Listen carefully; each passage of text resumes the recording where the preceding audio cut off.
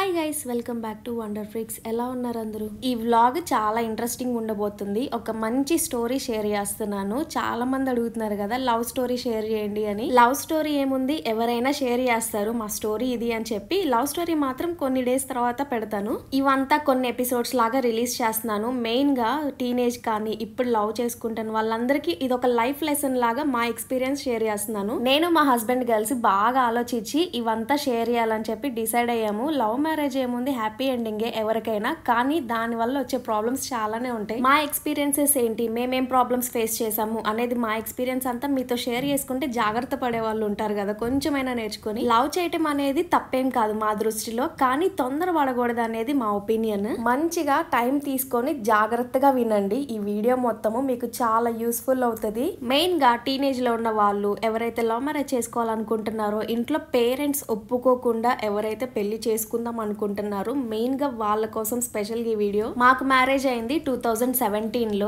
అసలు ఆ ఇయర్ లో మ్యారేజ్ అవ్వాలి అన్నదైతే మాకు లేదు. కొంచెం ఆగుదాం అనుకున్నాము, కానీ కొన్ని సిచ్యువేషన్స్ వల్ల అలా అయ్యింది. ఎందుకు అంత తొందరపడాల్సి వచ్చింది, దానికి రీజన్స్ ఏంటి, అవన్నీ నెక్స్ట్ పార్ట్ లో పెడతాను. ఈ పార్ట్ లో మాత్రం అసలు ఏం ప్రాబ్లమ్స్ వస్తాయి అనేది ఇప్పుడు షేర్ చేస్తున్నాను. ఫస్ట్ పాయింట్ ఏంటంటే, పెళ్లి చేసుకోవాలనుకునే టైంకి అమ్మాయి కానీ అబ్బాయి కానీ ఇద్దరు ఫైనాన్షియల్ గా స్టేబుల్ గా ఉంటేనే పెళ్లి చేసుకోవాలి. డబ్బులు ఉంటేనే ఎక్కడైనా విలువ ఉంటది. అది మాకైనా పర్సనల్ ఎక్స్పీరియన్స్. అమ్మాయి అబ్బాయి ఇద్దరు సంపాదించాలి. ఇద్దరికి డిస్టర్బెన్సెస్ అక్కడ నుండే స్టార్ట్ అవుతాయి. మనీ లేకపోతే చుట్టుపక్కల వాళ్ళు క్రియేట్ చేసే మనకి కొన్ని ప్రాబ్లమ్స్ దాని వల్ల వస్తాయి, డిస్టర్బెన్సెస్. మా ఇద్దరికి పర్సనల్ గా ఏం థాట్ ఉందంటే, ఇద్దరము మంచిగా జాబ్ చేసుకుందాము. మా హస్బెండ్ ఎక్కడైతే జాబ్ చేస్తున్నాడో అక్కడికి వెళ్ళిపోయి ఇద్దరం జాబ్ చేసుకోవాలన్న థాట్ ఉంది మాకు. కానీ ఎప్పుడైతే మ్యారేజ్ అయిందో మాకు, దాని తర్వాత కొన్ని డేస్ కి మా హస్బెండ్ నన్ను ఒక్కదాన్ని ఇన్లాస్ దగ్గర వదిలిపెట్టేసి మా హస్బెండ్ వెళ్ళిపోయాడు. అక్కడ నుండి అసలైన ప్రాబ్లమ్స్ స్టార్ట్ అయినాయి. ఆ ఒక్క మిస్టేక్ వల్ల ఒక పెద్ద బ్లండర్ అయిపోయింది మా లైఫ్ లోనే, ఒక పెద్ద టర్నింగ్ పాయింట్ అయిపోయింది. లేకపోయి ఉంటే ఆ టైంకి మేము వేరే డెసిషన్ తీసుకుని ఉంటే లైఫ్ ఎంతో చేంజ్ అయిపోయి ఉండేది మాకు. సెకండ్ పాయింట్ ఇక్కడే గమనించాలి. పెళ్లి చేసుకున్నప్పుడు ఇద్దరు సైడ్ యాక్సెప్ట్ చేస్తే ఓకే, ఇద్దరు సైడ్ యాక్సెప్ట్ చేయకపోయినా ఓకే, కానీ ఒక్క సైడే యాక్సెప్ట్ చేస్తే అసలేం ప్రాబ్లమ్స్ స్టార్ట్ అవుతాయి. మాకు అప్పుడు అనిపించింది.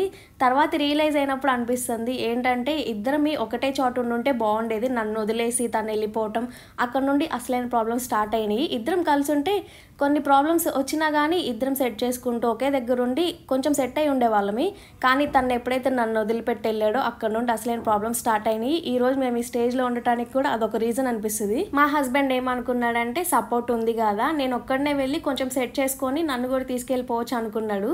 కానీ అదంతా కొంచెం రివర్స్ అయిపోయి మాకే ఎఫెక్ట్ అయింది తర్వాత. అందుకే ఒక్క సైడ్ యాక్సెప్ట్ చేసినా కానీ వైఫ్ అండ్ హస్బెండ్ ఇద్దరు ఒకే దగ్గర ఉండేలా ప్లాన్ చేసుకోవడం బెస్ట్. ఎంత మంచిగా ఉన్నా కానీ స్టార్టింగ్ లో పెళ్ళినప్పుడు ఎవరైనా మంచిగానే ఉంటారు. తర్వాత అర్థమవుతుంది మనం ఎన్ని ప్రాబ్లమ్స్ ఫేస్ చేయాల్సి వస్తుందని. మెయిన్ పాయింట్ ఏంటంటే, అమ్మాయికి అస్సలు రెస్పెక్ట్ అనేది ఉండదు. హస్బెండ్ సైడ్ యాక్సెప్ట్ చేశారు అంటే ఏదో ఒక విధంగా సూటిపోటీగా అంటానే ఉంటారు. ఎవరొకళ్ళు వస్తానే ఉంటారు మధ్యలోకి, ఏదో ఒక మాటలు అంటారు. నాకు లైఫ్ లాంగ్ గుర్తుండిపోయే ఒకే ఒక్క డైలాగ్, అది మెయిన్. తర్వాత ఎన్నో డైలాగ్స్ ఉన్నాయి, తర్వాత షేర్ చేస్తాను.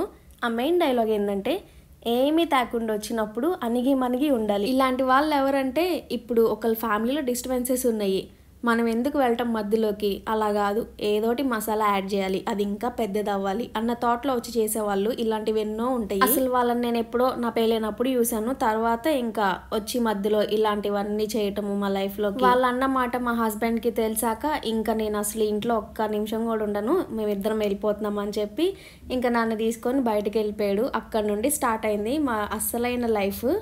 ఆ రోజు కొంచెం భయమనే అనిపించింది ఇద్దరం బయటకు వచ్చేసినప్పుడు, ఎందుకంటే చేతిలో ₹1 లేదు. ఇప్పుడు ఏంటి మన లైఫ్ అని చెప్పి మాకు ఏం అర్థం కాలేదు. కాకపోతే రాను మనకయ్యే ఎక్స్పీరియన్స్ అన్నీ నేర్పిస్తాయి. నేనేంటంటే ఒకరితో షేర్ చేసుకుందామన్నా కానీ షేర్ చేసుకోలేను, అంత కంఫర్ట్ కూడా ఉండను. ఆ టైంలో ఇంట్లో వాళ్ళు బాగా గుర్తొచ్చారు, ఎంత మిస్ అయి ఉంటాను ఆ టైంలో, ఆ డైలాగ్స్ అనే టైంలో. కానీ ఆ సిచ్యువేషన్ ని మా హస్బెండ్ చాలా బాగా హ్యాండిల్ చేశాడు. మా ఇంట్లో వాళ్ళు ఉన్నా కానీ అంత బాగా హ్యాండిల్ చేసే వాళ్ళు కాదేమో అనిపిస్తుంది. 200% ఇచ్చాడు నాకు సపోర్ట్ తను.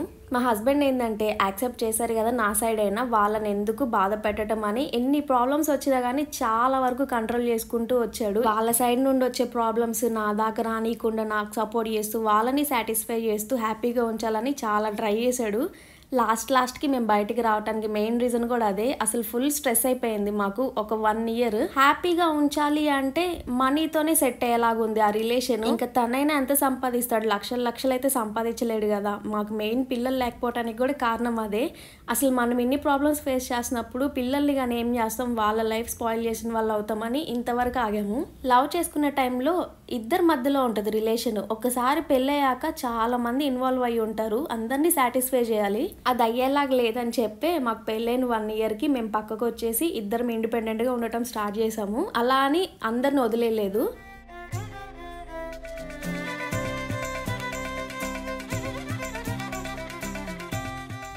మెయిన్ ఏంటంటే అమ్మాయి అర్థం చేసుకునేలాగా ఉండాలి. నేను మాత్రం మా హస్బెండ్ విషయంలో చాలా అంటే చాలా అర్థం చేసుకున్నా. ఎందుకంటే తను అంత ఎఫర్ట్స్ పెడుతున్నప్పుడు తనని చూసి ఎంతైనా బాధ అనిపిస్తుంది ఒక్కోసారి నాకు కూడా. అలా కపుల్ మంచిగా అర్థం చేసుకుంటూ ఉన్నా కానీ ప్రాబ్లమే అందరికీ. ఎవరొకళ్ళు వచ్చి ఏదో ఒక విధంగా పుల్లలు పెట్టాలని చెప్పి ట్రై చేస్తూ ఉంటారు, గొడవలు పెట్టాలి వీళ్ళకి ఎలా అయినా అని చెప్పి. ఇప్పుడు వీడియోస్లో చూడటానికి ఎవరు లేరు, వీళ్ళిద్దరే అనిపిస్తుంది. కానీ ఈ రోజుకి కూడా మాకు ఏదో ఒక ప్రాబ్లమ్స్ వస్తానే ఉంటాయి, కాకపోతే బయటికి చెప్పుకోమంతే. గొడవలు అవుతాయి, కలుస్తాం ఫ్యామిలీ. మా హస్బెండ్ ఏంటంటే ఎక్కువ నమ్మేస్తూ ఉంటాడు, ఏం చేస్తారు నా విషయంలో ఇలా చేయర్లే అని తను ఎక్కువ నమ్ముతూ ఉంటాడు. అదే తనకు ఒక పెద్ద ప్రాబ్లం అయిపోయింది. పోనీ నా సైడ్ ఎవరైనా కరెక్ట్గా ఉన్నారా అంటే అసలు అది కూడా లేదు. చాలానే ప్రాబ్లమ్స్ ఫేస్ చేయాల్సి వచ్చింది పెళ్ళయ్యాక. మెయిన్ ఇది చెప్పడానికి రీజన్ ఏంటంటే చాలా మంది అడుగుతూ ఉంటారు లవ్ స్టోరీ వీడియో షేర్ చేయండి అక్క అని. మాకేంటంటే లవ్ స్టోరీ మాది ఇలా ఉంది, లవ్ మ్యారేజ్ చేసుకోండి మీకు కూడా బాగుంటుందని ఎంకరేజ్ చేయడం ఇష్టం లేదు. దానివల్ల ఏం ప్రాబ్లమ్స్ వస్తాయా అని చెప్పి మీతో ఇలా షేర్ చేయాలనుకున్నాం. ఫైనాన్షియల్గా స్టేబుల్గా ఉన్నప్పుడు ఒక ఏజ్కి వచ్చాక అప్పుడు పెళ్లి చేసుకోవడం బెస్ట్. మెచ్యూరిటీ లెవెల్స్ కూడా వస్తాయి కొంచెము.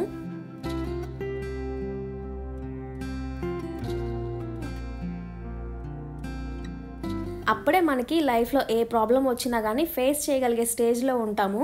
మా టైంలో మేమేదో కావాలని పెళ్లి చేసుకోలేదు, అది అలా అయిపోయింది కొన్ని సిచ్యువేషన్స్ వల్ల.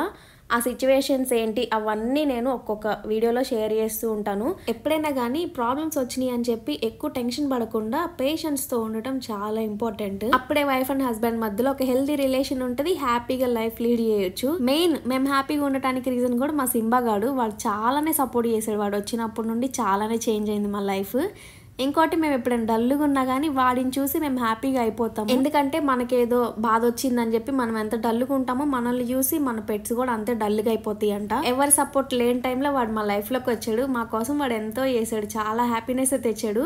అందుకే మాకు ఎంత ప్రాబ్లమ్స్ వచ్చినా కానీ ఎంత బాధ అనిపించినా కానీ వాడి కోసం చాలా హ్యాపీగా అయిపోతాం. వాడి ముందు అసలు ఇంత బాధ ఉన్నట్టు కూడా చూపించము, ఎందుకంటే వాడు చాలా డల్ అయిపోతాడని. కానీ అప్పుడప్పుడు ఇలాంటి కోతి పనులు చేస్తూ ఉంటాడు, కరుస్తూ ఉంటాడు. పళ్ళు తగిలినప్పుడు కోపం వస్తుంది, కానీ కంట్రోల్ చేసుకోవాలి. ఒక్కొక్కసారి చిన్నగా చెప్పినా కానీ బాబు గారికి అర్థం కాదు, గట్టిగా అరిచేసేయాలి, అప్పుడే సైలెంట్గా అవుతాడు. లేదంటేనా అసలు కంట్రోల్ చేయలేము. పెద్దగా అరిచినా కానీ ప్రాబ్లమే, అసలు కంట్రోల్ అవడు, చాలా కోపంగా ఉంటాడు ఒక్కొక్కసారి. ఇప్పుడు మాత్రం ఎంత బుద్ధిమంతుడిలాగా షేక్ హ్యాండ్ ఇస్తున్నాడు. దానికి ముందు ఎంతసేపు నన్ను ఒక ఆట ఆడిచ్చాడు. వాడు అలా నా పైకి ఎక్కుతున్నాడు అంటే వాడిని ఎత్తుకోమని అర్థము. ఎత్తుకుంటే మాత్రం అటు ఇటు తిప్పాలి, వాడినేమో మొయ్యలేను ఒక 5 minutesకి మించి. పక్కకి వెళ్ళరా నేను వర్కౌట్స్ చేసుకోవాలి అంటే అయినా అసలు వినట్లేదు. పక్కకి వెళ్తాడు, మళ్ళీ పరిగెత్తుకుంటూ వస్తాడు. నేను మాత్రం నా వర్కౌట్స్ రొటీన్ అంతా డౌన్లోడ్ చేసి పెట్టుకున్నాను. ఏ రోజుకి ఆ రోజు వర్కౌట్స్ ఇన్ని చేయాలని చెప్పి ఉంటుంది. రెడీగా ఉంటే బాగా యూజ్ అవుతుంది కదా, అందుకే అవన్నీ చూసుకొని ఈరోజు ఏం చేయాలని చెప్పి చూసుకొని చేసుకుంటున్నాను ఫోన్లో. బాగా అనిపిస్తుంది, ఏదో తెలియని యాక్టివ్నెస్ వచ్చేస్తుంది. ఆ రోజంతా ఫుల్ ఎనర్జెటిక్గా ఉండొచ్చు. నాకు మాత్రం మా సింబాగాడు ఇక్కడ స్టెప్స్ పైన కూర్చుంటే ఒకటే ఒక సీన్ గుర్తొస్తుంది. లయన్ కింగ్లో సింబా కొండపైన నుండి నుంచొని చూస్తూ ఉంటుంది కదా, సేమ్ అదే సీన్ గుర్తొస్తుంది వీడిని చూస్తుంటే.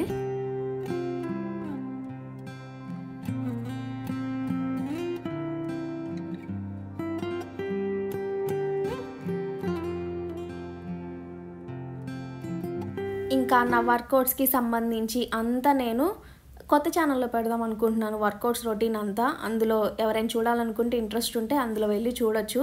ఎందుకంటే ఇందులో కొంతమందికి నచ్చిద్ది, కొంతమందికి నచ్చదు కదా. ఓన్లీ వర్కౌట్ వీడియోనే అంటే 5 minutes అలా పెడుతున్నాను బ్లాగ్స్. అందులో డైలీ బ్లాగ్స్ వస్తాయి. మధ్యలో వాకింగ్కి వెళ్ళి అంతా చేసినా కానీ కొంచెం గ్యాప్ పడింది కదా. వర్కౌట్స్ ఈరోజు చేయాలంటే కొంచెం ఇబ్బందిగానే ఉంది, కానీ చేస్తేనే కదా అయ్యేది. అందుకే స్టార్ట్ చేశాను, ఎలా అయినా చేయాల్సిందే అని చెప్పి. ఎందుకంటే ఉంది 4 months నెక్స్ట్ న్యూ ఇయర్కి. కనీసం ఇప్పుడు నుండి అయినా బుద్ధి తెచ్చుకొని వర్కౌట్స్ చేయాలి.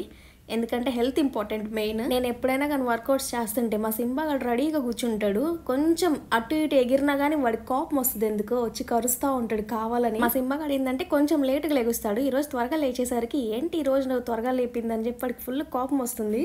రెడీగా కూర్చున్నాడు లోపలికి ఎప్పుడెప్పుడు వెళ్దామా అని చెప్పి. ఇంకా వీడియో అయితే ఇక్కడితో ఎండ్ చేస్తున్నాను. నచ్చితే లైక్ చేయండి, ఎలా ఉందో కామెంట్స్లో చెప్పండి. కొత్తగా చూస్తుంటే కంటెంట్ నచ్చింది అనుకుంటే సబ్స్క్రైబ్ చేసుకోండి. నెక్స్ట్ బ్లాగ్లో కలుద్దాం. బాయ్.